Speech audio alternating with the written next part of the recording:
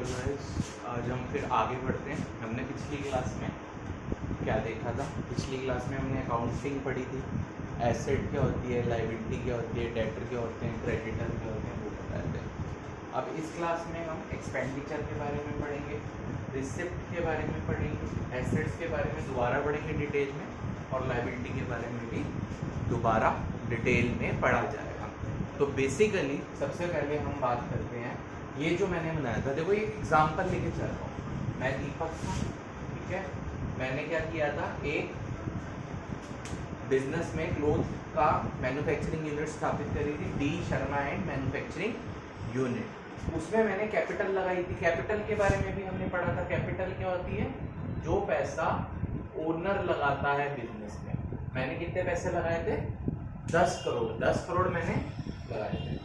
उसके बाद मैंने लोगों से भी पैसे लिए थे। किससे लिए थे? बैंक लोन लिया था 5 करोड़ का। बैंक को उसके बदले में क्या मिलेगा? मुझसे इंटरेस्ट मिलेगा। टोटल 15 करोड़ रुपए लगाए थे। और ये कहाँ इन्वेस्ट किए थे? एसेट्स में। एसेट्स में दो तरह की एसेट्स होती है, नॉन करंट और करंट। तो नॉन करंट एसेट्स में मैंने इन्वेस्ट किया था। अभी इस पर डिटेल में जाएंगे, ठीक है। हमने कहाँ पैसा लगाया था? यहाँ पे non current. Plant and machinery खरीदी थी 3 करोड़ की, याद है? स्विंग मशीन्स वगैरह खरीदी। एक अच्छी सी बिल्डिंग सी ली थी मैन्युफैक्चरिंग यूनिट के लिए 5 करोड़ की, और 2 करोड़ बैंक में डाला था, और 3 करोड़ का धागा लेके आया था, क्योंकि धागे से मैं क्या बना रहा था? कपड़ा बना रहा था। तो बेसिकली कैपिटल मैंने बढ़ाई थी जो ओनर ने इन्वेस्ट करी। एसेट क्या होती थी? Property. Property owned by business. Owned होता है OWNED वाला, ओन्ड बाय बिजनेस, ठीक है। लायबिलिटी क्या होती थी? लायबिलिटी होती थी देनदारी, हमारी देनदारी, ठीक है। लायबिलिटी के बारे में याद है पूरी तरह सब? चलो आगे बढ़ते हैं। तो कैपिटल की amount invested by the owner, asset थी property owned by the business, liability all the claims वगैरह जो पेएबल बाय द कंपनी होता है, ठीक है। जो भी पैसा वगैरह कंपनी ने देना होता है। तो हम आगे बढ़ते हैं। मान लो, अब इसी की बात करते हैं, इसी एग्जांपल से हमने आगे बात करी थी। आगे क्या बात करी थी? मानते हैं एक्सपेंडिचर क्या होता है? जो भी तरह का खर्चा होता है। खर्चे कैसे? यहाँ पे अगर मैं देखूँ तो 2 तरह के खर्चे को हमने वैसे 3 तरह के खर्चे डिवाइड किए। एक है कैपिटल एक्सपेंडिचर, एक है रेवेन्यू एक्सपेंडिचर, और एक है डेफर्ड रेवेन्यू एक्सपेंडिचर। अब बात करेंगे हम कैपिटल एक्सपेंडिचर से, ठीक है। कैपिटल एक्सपेंडिचर क्या होता है? जो एक्सपेंडिचर किया जाए टू एक्वायर एसेट। कौन सी asset? Acquire fixed assets. Fixed assets मतलब मोटा खर्चा। अभी 10 करोड़ के कैपिटल लेके आया था, उससे सबसे मोटा खर्चा कहाँ पे किया? प्लांट एंड मशीनरी पे और बिल्डिंग पे। To acquire fixed assets. Fixed asset मतलब non current assets. Non current assets भी लिख सकते हैं, ठीक है। चलो, तो बेसिकली जो पैसा मैंने फिक्स्ड एसेट्स पे मतलब मोटी जगह लगाया है, ठीक है, जिसका फायदा मुझे 1 साल से ज्यादा का होएगा, ठीक है। एंड्यूरिंग नेचर का बेनिफिट होएगा, ठीक है। पहली बात, फिक्स्ड एसेट अभी तुम्हें समझ नहीं आया, वो बाद में बताता हूँ। जिसका फायदा मुझे एंड्यूरिंग बेनिफिट होगा। एंड्यूरिंग होता है मतलब ज्यादा समय तक, क्या? जिसका फायदा मुझे ज्यादा समय तक हो, मतलब जैसे हम मान के रख लेते 1 साल से ज्यादा। अब मैं प्लांट एंड मशीनरी खरीदी है, 1 साल में खराब थोड़ी होती है, 3-3 साल 4-4 साल 10-10 साल चलती है। बिल्डिंग तो तुम भी घर में रह रहे हो अपने, 10-10 साल दादा पोता वगैरह में चलती है। तो लैंड एंड बिल्डिंग वगैरह में एंड्यूरिंग बेनिफिट देगी, वो है हमारी क्या है? कैपिटल एक्सपेंडिचर, ठीक है। तो अगर मैं अपने एग्जांपल में देखूं, तो मेरे एग्जांपल में कैपिटल एक्सपेंडिचर कौन कौन से? एग्जांपल में मैंने प्लांट एंड मशीनरी खरीदी थी, ठीक है, कितने की? 3 करोड़ की। और बिल्डिंग और लैंड खरीदी थी, कितने की? 5 करोड़, ठीक है। अब मेरे को इसने क्या दिया? Enduring benefit. एंड्यूरिंग बेनिफिट, तो 2 पॉइंट याद रखें।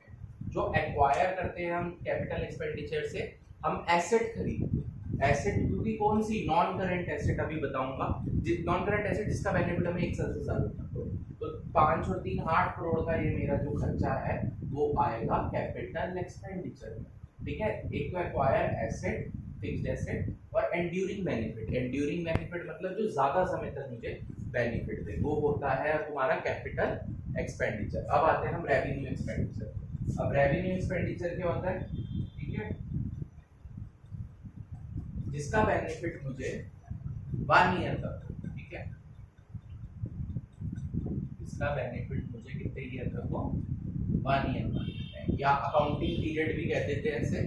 अकाउंटिंग पीरियड ज्यादातर 1 ईयर का होता है। तो जिसका बेनिफिट मुझे, इसको थोड़ा सा टिल्ट कर देते हैं, जिसका बेनिफिट मुझे, ठीक है आ रहा है, जिसका बेनिफिट मुझे 1 ईयर तक हो, वो होता है रेवेन्यू एक्सपेंडिचर। ठीक है, अच्छा, रेवेन्यू एक्सपेंडिचर बस यही है इसमें। अब इसमें एग्जांपल्स लेते हैं। इसका तो एग्जांपल देखा, मेरे केस में यहाँ पे रेवेन्यू एक्सपेंडिचर का एग्जांपल क्या होगा? मेरे केस में यहाँ पे रेवेन्यू एक्सपेंडिचर है कि अगर मैंने स्टॉक खरीदा, स्टॉक भी वैसे फिक्स्ड एसेट जो कैपिटल एक्सपेंडिचर है उसका बेनिफिट, स्टॉक का बेनिफिट जैसे 1 साल से ज्यादा हो सकता है, लेकिन हम मान के चलेंगे 3 करोड़ का जो मैंने स्टॉक खरीदा, धागा खरीदा है, वो मैं एक ही साल में उसको बना के शर्ट्स में, मतलब कपड़े में बना के बेच दूंगा, तो 1 साल तक मुझे बेनिफिट हो। तो मेरे में हो गया परचेज ऑफ रॉ मटेरियल भी कह सकते हैं, ये स्टॉक कहते हैं। स्टॉक भी 3 तरह के होते हैं, वो मैं आप डिटेल में बाद में बताऊंगा। परचेज ऑफ स्टॉक कितने का है? 3 करोड़ का। ठीक है, अच्छा, मैंने कुछ खर्चे करे होंगे, लेबर वो रखे होंगे, लेबर्स रखे होंगे जो मेरे ये कपड़े सिलेंगे। मान के रखते हैं मैंने लेबर रखे थे 10, उनको हर 10-10 हज़ार देता था। ठीक है, 10 लेबर को 10,000, तो कितना हो गया? 1 लाख रुपए। तो लेबर का एक्सपेंस या लेबर की वेजेस कितनी की? ₹1 लाख मान लेते हैं, मैंने लेबर रखे थे और उनका खर्चा कितना हो गया था? 1 लाख। ठीक है, तो लेबर एक्सपेंस। अच्छा, डेफर्ड रेवेन्यू को अभी मैं डिस्कस नहीं कर रहा, वो मैं नेक्स्ट क्लास में करूँगा, क्योंकि इससे तुम्हारे को ना बहुत ज़्यादा मुश्किल हो जाएगी। तो अभी हम छोटी मोटी बातें करेंगे। अच्छा, और क्या एक्सपेंसेस हो सकता है रेवेन्यू में? इलेक्ट्रिसिटी बिल जो आता है, इलेक्ट्रिसिटी बिल जो भी आया, मान लो 5,000 रुपये। ठीक है, इलेक्ट्रिसिटी, वैसे रेंट पे तो शॉप है नहीं मेरी, ये तो अपनी है। ठीक है, तो इतने काफ़ी एग्जाम्पल, वैसे नहीं तो अगर किसी की रेंट पे हो तो रेंट पेड वगैरह वो सारा इसमें आ जाएगा। तो एक्सपेंडिचर से हमने क्या समझा? एक्सपेंडिचर होते हैं, क्या होते हैं? खर्चे। ठीक है, खर्चे कौन कौन से? कैपिटल एक्सपेंडिचर जिसका बेनिफिट मुझे एंड्यूरिंग हो, मतलब 1 ईयर से ज्यादा, हिंदी में जिसका बेनिफिट मुझे 1 ईयर से ज्यादा, और जिससे मैं एसेट्स खरीदूं। और कौन सी एसेट? नॉन करंट या फिक्स्ड एसेट, अभी उस पर जाता हूं मैं। ठीक है, रेवेन्यू एक्सपेंडिचर का मीनिंग जिसका बेनिफिट मुझे बस विद इन 1 ईयर। ठीक है, जैसे परचेज ऑफ स्टॉक या रॉ मटेरियल, लेबर की wages, electricity bill, rent paid, ये सारे आएंगे तुम्हारे रेवेन्यू एक्सपेंडिचर। तो समझ में आई बात? अब हम आते हैं रिसिप्ट्स। ठीक है, एक्सपेंडिचर तो हो गए खर्चे। ठीक है, अब हम बात करेंगे इसकी रिसिप्ट्स। चलो आगे बढ़ते हैं। तो रिसिप्ट क्या है? जो पैसा मुझे मिले, ये तो खर्चा है, यहाँ पे मेरी क्या होगी? इनकम टाइप होगी, इनकम, आमदनी एक तरह से। ठीक है, इनकम जो मिलना है और जो मिलेगा, जो मिल चुका है और जो मिलेगा। ठीक है, जो पैसा मिल चुका है या मिलेगा। एक्रूअल बेसिस कॉन्सेप्ट लगता है, वो इतने डिटेल में अभी तुम्हें समझ नहीं आएगा, तो सिंपल समझो जो मेरी इनकम है वो हो गई रेवेन्यू रिसिप्ट। अच्छा, रेवेन्यू रिसिप्ट भी जैसे एक्सपेंडिचर था, कैपिटल एक्सपेंडिचर और रेवेन्यू एक्सपेंडिचर था। ठीक है, वैसे ही रिसिप्ट में भी रेवेन्यू है और कैपिटल है। अच्छा, इसमें ना एक बात और जोड़ देते हैं, रेवेन्यू एक्सपेंडिचर में एक बात और जोड़ देते हैं। एक तो बेनिफिट इसका वो था, और ये रिकरिंग नेचर के होता है। रिकरिंग मतलब जो बार बार होते रहे। एक तो रेवेन्यू एक्सपेंडिचर होता है जिसका बेनिफिट 1 साल का होता है, और वो रिकरिंग नेचर जो बार बार हर साल मतलब करते हैं या हर महीने करते हैं, लेकिन हम साल के हिसाब से रख लेते हैं बड़े ड्रामा। अगर मैं हर साल कोई खर्चा कर रहा हूँ तो वो रेवेन्यू एक्सपेंडिचर है। कैपिटल एक्सपेंडिचर एक तो ये हो गया ड्यूरिंग बेनिफिट, और एक इसमें और चीज ऐड कर दो जो नॉन रिकरिंग, एक बात और ऐड कर दी मैंने जो नॉन रिकरिंग। तो 3 बातें ऐड है। एक तो एक्वायर फिक्स्ड एसेट्स, ठीक है। सेकंड एंड्यूरिंग बेनिफिट मतलब 1 साल से ज्यादा। थर्ड बात होगी जो नॉन रिकरिंग, तो नॉन रिकरिंग मतलब जो हर साल ना कर रहा हूँ। अब जैसे मैं प्लांट एंड मशीनरी हर साल थोड़ी खरीदूंगा, या बिल्डिंग हर साल थोड़ी खरीदूंगा, लेकिन स्टॉक में हर साल खरीदूंगा, धागा तो मैं हर साल लेके आऊंगा। तो जो रिकरिंग नेचर है वो हो गया रेवेन्यू, और जो नॉन रिकरिंग है वो रिकरिंग। तो तुम्हें सारे पॉइंट याद रखने हैं। इसमें 2 पॉइंट थे जिसका बेनिफिट 1 साल तक हो और जो रिकरिंग। अब इनकम में भी जैसे रेवेन्यू रिसिप्ट आएगी, जो इनकम मुझे रेवेन्यू के थ्रू। अच्छा एक बात बताओ, रेवेन्यू एक्सपेंडिचर में एक एग्जांपल और ले लेते हैं। परचेजेस भी आ सकती है। परचेज किसकी? वही स्टॉक। ये आज ये सॉरी इसको दोबारा नहीं, परचेज हो गया स्टॉक का, ठीक है। परचेजेस को ठीक है। अब आ जाते हैं रेवेन्यू रिसिप्ट। रेवेन्यू रिसिप्ट हो गई इसमें भी। अब इसमें 1 साल का बेनिफिट नहीं देखना, इसमें बस ये देखना है जो रिकरिंग नेचर, ठीक है, जो रिकरिंग नेचर की होती है वो क्या कहलाती है? रेवेन्यू रिसिप्ट, ठीक है। इसको और डिटेल में जाते हैं अभी, तुम्हारी बुक्स में भी वैसे दिया हुआ है।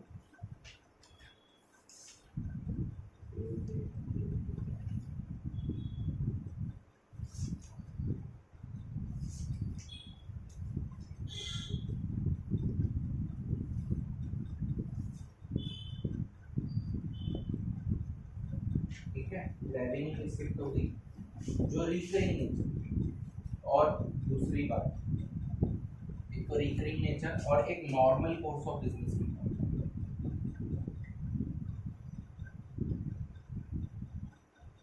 अच्छा ये जो मैं पॉइंट्स लिख रहा हूँ यही मेन बातें हैं जो तुम्हें याद रखनी है डेफिनेशन। ये डेफिनेशन 2-4 नंबर की आएंगी, कोई ज़्यादा नहीं। तुम्हें बेसिकली ना वो प्रैक्टिकल यूसेज पता होनी चाहिए कि क्या चीज़ है। तो recurring nature normal course of business. Normal course of business जिस चीज का मैं बिजनेस कर रहा हूँ उससे कमा रहा हूँ। अब मैं किसका बिजनेस कर रहा था फिर बताओ?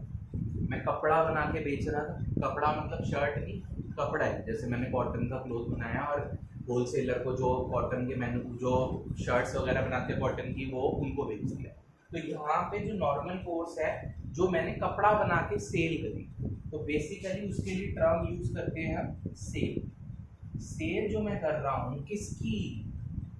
Of cloth. एग्जांपल ले रहा हूँ मैं, जो मैंने कपड़ा बनाया और बेच दिया, तो वो हो गई हमारी रेवेन्यू रिसिप्ट। अच्छा क्या, अब एक बात बताओ, सेल है रिकरिंग नेचर की, हर साल। रिकरिंग नेचर कैसे डिसाइड करेंगे? हर साल होने वाला खर्चा वो क्या कहलाएगा? Recurring nature. क्या बोला मैंने? हर साल होने वाला खर्चा कहलाएगा रिकरिंग नेचर। रिकरिंग का भी एक चीज लिख देते हैं यहाँ पे, किसी को डाउट हो,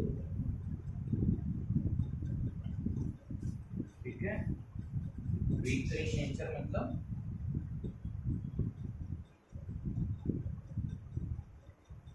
जो बार बार, और हम नापेंगे कैसे? पैरामीटर क्या रखेंगे? बेंचमार्क क्या रखेंगे? जो हर साल हो वो रिकरिंग नेचर है, ठीक है। जो हर साल हो वो रिकरिंग नेचर। अब एक बार बताओ, सेल और ये वैसे बहुत इम्पॉसिबल है कि मैं इतनी बड़ी दुकान खोल रहा हूँ और सेल मेरी हो ना हर साल, तो मैं तो बिजनेस बंद करके घर बैठे हूँ। तो ये रिकरिंग नेचर मतलब बार बार मैं सेल करूंगा किसकी? क्लोथ की। नॉर्मल कोर्स, एसेट तो नहीं बेच रहा मैं, प्लांट एंड मशीनरी तो नहीं बेच रहा मैं। कौन सा धंधा है मेरा? जो चीज का मेरा धंधा है वो मैं अगर बेच रहा हूँ, उस चीज का माल बेच रहा हूँ, तो वो कहलाएगा मेरा नॉर्मल कोर्स ऑफ बिजनेस, ठीक है। इन विच वी आर डीलिंग, ठीक है। जो चीज का बिजनेस करते हैं वो अगर बेच रहा हूँ मैं, तो वो रिकरिंग नेचर कहलाएगा। तो रेवेन्यू रिसिप्ट होगी रिकरिंग नेचर की, और नॉर्मल कोर्स ऑफ बिजनेस इसका एग्जांपल है सेल ऑफ क्लोथ मेरे केस में, अगर कोई पेन का बिजनेस कर रहा है, स्टेशनरी का कर रहा है, तो उसे सेल ऑफ स्टेशनरी, ठीक है। अब कैपिटल रिसिप्ट इससे उल्टा, जो नॉन रिकरिंग नेचर, क्या, जो नॉन रिकरिंग नेचर की हो, जो हर साल ना हो। जैसे लैंड एंड बिल्डिंग मान लो 5 करोड़ की ली थी, 2 साल बाद 10 करोड़ की होगी, मेरा मूड चेंज हो गया, मैंने बेच दी भाई 10 करोड़ की होगी, ठीक है। प्रॉपर्टी के रेट्स तो बढ़ते हैं, 10 करोड़ में मैंने बेच दी। ये मेरा बिजनेस तो नहीं है, मेरा बिजनेस किसका था, क्लोथ का। क्लोथ को अगर मैं सेल करता तो वो कहलाती रेवेन्यू रिसिप्ट। लेकिन अगर मैं लैंड और बिल्डिंग को बेच रहा हूँ, वो मेरा, और हर साल थोड़ी बेच रहा हूँ, 2-3 साल बाद बेच दिया, तो वो मेरा नॉन रिकरिंग नेचर है और नॉर्मल कोर्स ऑफ बिजनेस नहीं, ठीक है। पहले non recurring nature, not normal course of business. जैसे एग्जांपल में मेरा एक एग्जांपल ले लेते हैं, एग्जांपल सेल ऑफ बिल्डिंग, ठीक है। सेल ऑफ बिल्डिंग मैंने कर दी, वो मेरा नॉर्मल कोर्स ऑफ बिजनेस। तो फटाफट सम अप करते हैं सारी चीजों को, ठीक है। उसको सीधा करना, सम अप क्या करना है, फटाफट उस तरफ करो कैमरा। सबसे पहले हमने एक्सपेंडिचर पढ़ा, एक्सपेंडिचर नॉर्मल भाषा में, हमने इतनी टेक्निकल टर्म्स में अभी तो फिलहाल नहीं जाना, लेकिन मैं हर एक टेक्निकल टर्म को मैं समझाऊंगा। अभी के लिए क्या समझना है, खर्चे, ठीक है। रिसिप्ट्स हो गई, इनकम। अच्छा, खर्चे भी 2 तरह में, वैसे 3 तरह के, लेकिन अभी से 2 समझा, कैपिटल और रेवेन्यू। कैपिटल एक्सपेंडिचर कौन सा होता है, जो हम फिक्स्ड एसेट को एक्वायर करने के लिए, एसेट को एक्वायर बेसिकली करने के लिए होता है।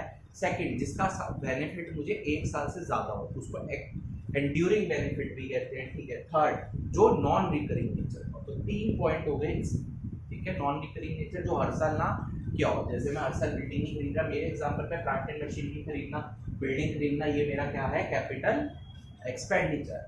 सेकंड पॉइंट फटाफट, रेवेन्यू एक्सपेंडिचर। रेवेन्यू एक्सपेंडिचर क्या था, जिसका बेनिफिट मुझे 1 साल तक ही हो, मतलब 1 साल के अंदर हो जाए पूरा बेनिफिट, ठीक है।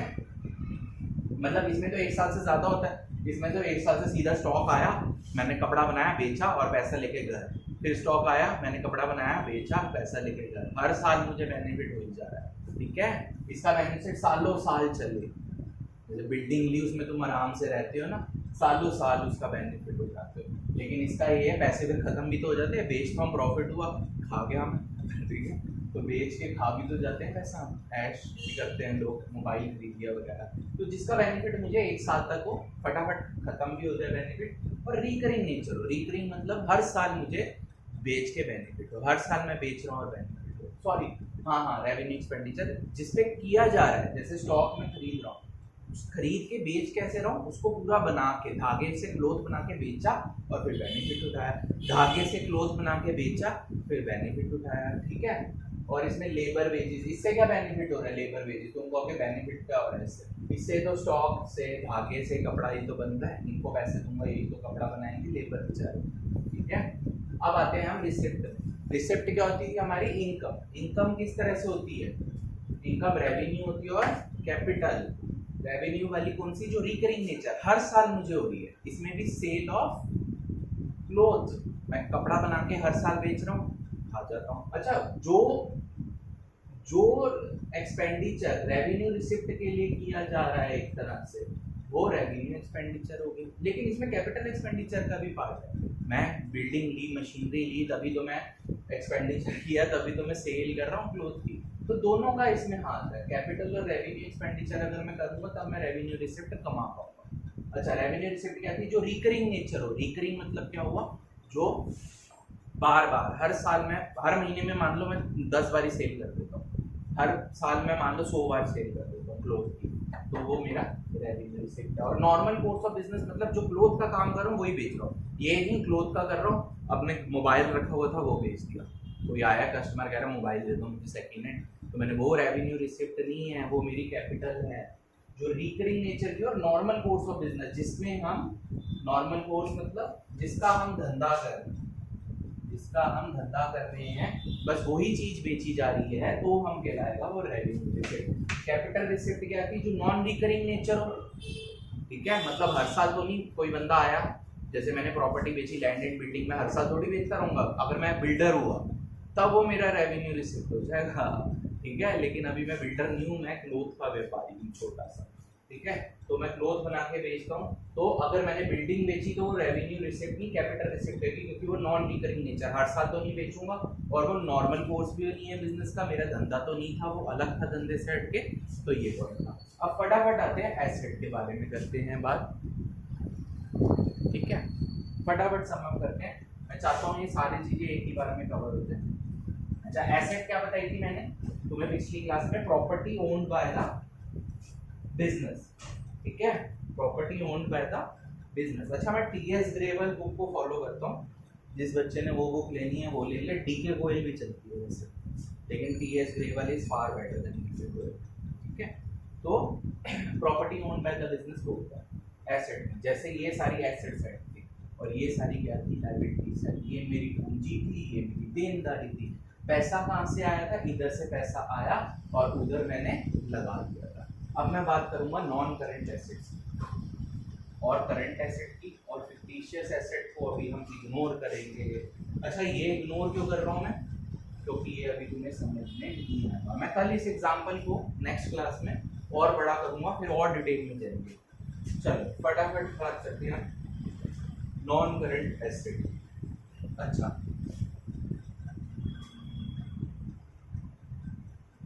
ठीक है। अच्छा, इसमें जो नॉन करंट एसेट जो है, इसका बेनिफिट जो कैपिटल एक्सपेंडिचर था उसी से मैंने नॉन करंट एसेट खरीदी थी, उसका बेनिफिट मुझे 1 साल से ज्यादा का हो रहा था।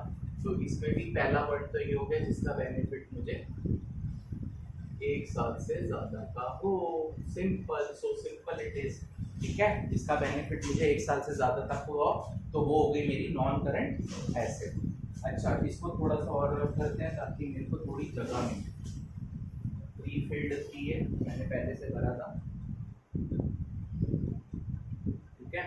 जिसका बेनिफिट 1 साल से ज्यादा का हो, रेवेन्यू कैपिटल एक्सपेंडिचर से ही तो नॉन करंट एसेट खरीदी थी मैंने, जिसका बेनिफिट मुझे 1 साल से ज्यादा का हुआ, और इसकी इंटेंशन मेरी रीसेल करने की नहीं है, मतलब क्या है, प्रोडक्शन करने की है। प्रोडक्शन किस चीज की प्रोडक्शन, क्लोथ बना रहा था मैं, धागा ला रहा था, मशीनों में लगा रहा था, लेबर लगा रहा था, वो क्लोथ बना के दे रहे थे मुझे। तो इसका main intention not for resale, resale मतलब बेचने की तो नहीं है, प्लांट एंड मशीनरी लाया 3 करोड़ की 5 में बेच दी, बिल्डिंग 5 करोड़ की 10 में बेच दी, ऐसी इंटेंशन नहीं है।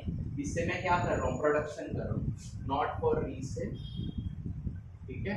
थर्ड इज पॉइंट किस लिए की जाती है ये, फॉर प्रोडक्शन,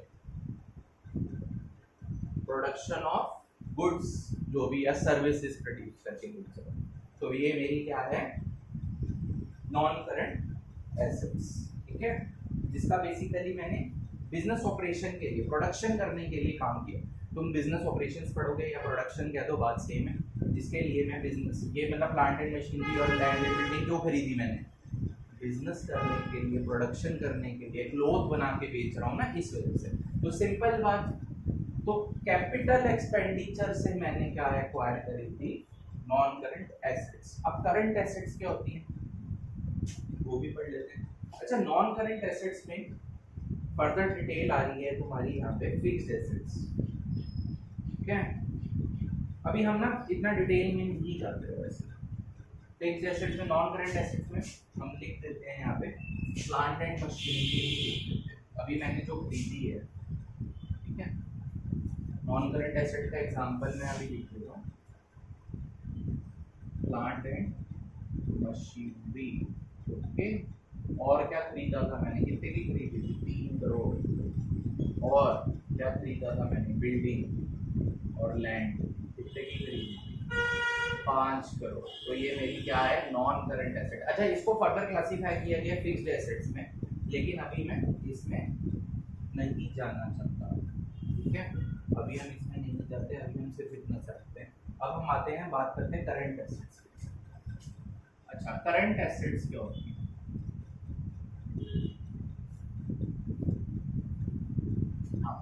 इसका मेरा होता है ऑब्जेक्टिव फटाफट इसको बेच के कैश में कन्वर्ट कर देना, ठीक है। इसका मेन है मेरा, मतलब उधर था नॉट फॉर रीसेल, इसका मेन है मेरा इंटेंशन इंटेंशन क्या है इसकी, सेल कर देना फटाफट। सेल करके क्या करना, पैसा ले आना, ठीक है, कन्वर्ट इनटू कैश, मतलब इंटेंशन रीसेल की कन्वर्टेड इनटू कैश कहने का मतलब। अच्छा मैंने यहाँ पे अभी क्लोथ बनाया, ठीक है, क्लोथ इज मेरी, जो धागा था धागा से क्लोथ बनाया, तो क्लोथ मेरी क्या है यहाँ पे करंट एसेट है, जिसको मैं फटाफट क्या करूँगा, कन्वर्ट कर दूंगा into cash, readily convertible into cash, ठीक है। इसका बेनिफिट मैं चाहता हूँ विद इन 1 ईयर मुझे मिल जाए, बेनिफिट विद इन 1 ईयर में कमा लूँ, ठीक है। तो करंट एसेट का बेसिकली हो गया, इसमें जैसे यहाँ पे धागा है, वैसे मैं धागा बेच नहीं रहा, अभी हमने क्लोथ लिखा नहीं, जो स्टॉक भी होते हैं ना वो भी 3 तरह के होते हैं, वो अभी नेक्स्ट क्लास में एक्सप्लेन करेंगे। यहाँ पे हल्का सा याद रखना कि इसका एग्जांपल हो गया क्लोथ, ठीक है। क्लोथ, क्लोथ का बिजनेस मैं कर रहा हूँ, धागे से मैंने क्लोथ बनाया और इसको मैं फटाफट क्या करना चाहता हूँ, सेल करके पैसा कमाना चाहता हूँ, जो फटाफट कन्वर्ट हो जाए कैश में, वो होता है करंट एसेट। अच्छा और क्या चीज होती है जो फटाफट कन्वर्ट हो जाती है कैश में, वैसे तुमने डेटर के बारे में थोड़ा बताया था मैंने, डेटर भी इसमें आते हैं, ठीक है। अभी लिख नहीं रहा, हम इसमें दोबारा डिटेल में जाएंगे, अभी फिक्टिशियस एसेट को छोड़ते हैं, बस ये था एसेट्स की बात तुम्हें अभी पूरी समझा चुका। अब आते हैं लायबिलिटीज पे। Liabilities mean amount owned by the business, owned by the business, it is not owned, owed owed O W E D, ठीक है, amount owed O W E D, वो था ओन्ड, प्रॉपर्टी ओन्ड, एन था उसमें, इसमें odd है, odd by the business, मतलब business ने, जो मेरी मैन्युफैक्चरिंग यूनिट है, मैंने किसी को पैसा देना है, तो वो मेरा क्या होएगा, लायबिलिटी, ठीक है। कर्जा उठा लिया भी कैसे, हाँ कर्जा मतलब उठा से। अच्छा इसमें भी 2 फर्दर पार्ट्स में डिवाइड किया गया है, जैसे non current asset, current asset, non current liability, current liability. तो सबसे पहले हम नॉन करंट लायबिलिटी की बात करेंगे, जिसको मुझे टाइम मिला रीपे करने का, ठीक है, रीपेएबल, जिसको मेरे को टाइम मिला रीपेएबल करने का 1 ईयर से ज्यादा का। अच्छा एक बात बताओ, बैंक लोन 5 करोड़ का लिया है, अब उसकी टर्म्स होती है कि 10 सालों में चुकाना, ईएमआईज बन जाती है, प्रॉपर्टी के अगेंस्ट लोन लेते हैं लोग, तो वो सारे आते हैं नॉन करंट लायबिलिटी, जिसको मेरे को ईयर मिला है 1 साल से ज्यादा में रीपे कर दूंगा। फायदा नहीं है इसमें, पैसे देने हैं इसमें, और पैसे देने कब है, विद इन 1 ईयर नहीं, 1 साल से ज्यादा, मतलब 10 साल में दे देना, धीरे धीरे करके, इंस्टॉलमेंट्स करके, धीरे धीरे करके। तो बैंक लोन जो होते हैं ज्यादातर वो सारे क्या होते हैं, नॉन करंट लायबिलिटी। और करंट लायबिलिटी से है जिसका पैसा मुझे विद इन 1 ईयर में चुका देना, ठीक है, रीपेएबल विद इन 1 ईयर। अच्छा या less than 1 year, with in 1 year हो गया कि पूरे 1 साल के अंदर चुका देना। इसमें एग्जांपल ले लेते हैं बैंक लोन।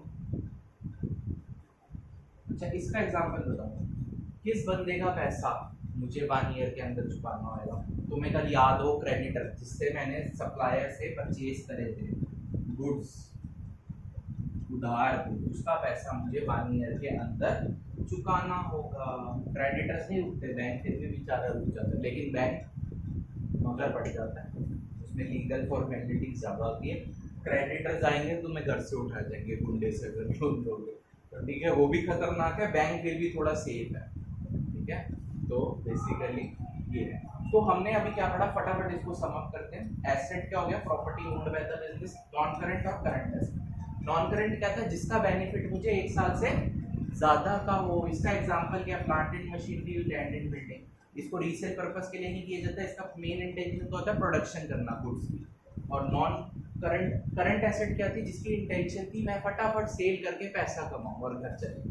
तो ये मेरा क्या हो गया, क्लोथ का बिजनेस कर रहा हूँ, मैं चाहूँगा ज़्यादा से ज़्यादा मेरे क्लोथ बिके। मैं ट्यूशन पढ़ा रहा हूँ, मैं चाह रहा हूँ ज़्यादा से ज़्यादा ट्यूशन बच्चे लें, और ले भी लिया करो यार, बिना बेनिफिट विद इन 1 ईयर मेरे को हो जाए। लायबिलिटी होगी amount owed by the business, मतलब देना है, ठीक है, amount owed by the business. अच्छा नॉन करंट लायबिलिटी हो गया जिसको रीपेएबल 1 ईयर से ज़्यादा का समय मिले, जैसे बैंक लोन होते हैं बड़े बड़े, बहुत 10 साल मिलते हैं। प्रॉपर्टी के अगेंस्ट लोन लेते हो तुम, होम लोन लेते हो, तो उसमें भी तुम्हें वो मिलता है। करंट लायबिलिटी हो गया विद इन 1 ईयर मुझे पेमेंट करनी पड़ेगी। इसका एग्जांपल क्रेडिटर या बैंक ओवरड्राफ्ट, वो हम देखो टेक्निकल टर्म्स मुझे सारी पता है, लेकिन अभी मैं बड़ी बड़ी बोलूंगा तो तुम सारे हो जाओगे कंफ्यूज। तो ये हमने समअप किया है आज हमारी, अभी रुक जाओ, अभी क्लोज मत करना, आज ये हमारी क्लास हो गई है। अच्छा, इस वीडियो को ज़्यादा से ज़्यादा शेयर करो और सब्सक्राइब करो। रीज़न क्या है, मुझे 50 सब्सक्राइबर मिनिमम चाहिए ताकि मैं लाइव आके फ्री में अकाउंट्स पढ़ाऊँ 1 महीने। उसके बाद जिसने ऑनलाइन लेनी है वो भी ले सकता है, 1000 फीस होगी, जूम ऐप पे हम ले लेंगे, ठीक है। तो ज़्यादा से ज़्यादा द्वारका वगैरह में, उत्तम नगर में इसको शेयर करो, क्योंकि इसमें काफ़ी चीज़ें तुम्हें मैं प्रैक्टिकल बेसिस पे सिखाऊंगा जो बाकी टीचर्स मुश्किल ही सिखा पाएंगे। तो हम ये एग्जाम्पल से ना आगे बढ़ते जाएंगे, एग्जाम्पल से सारी चीज़ें इसको अटैच करेंगे। चलो बाय बाय।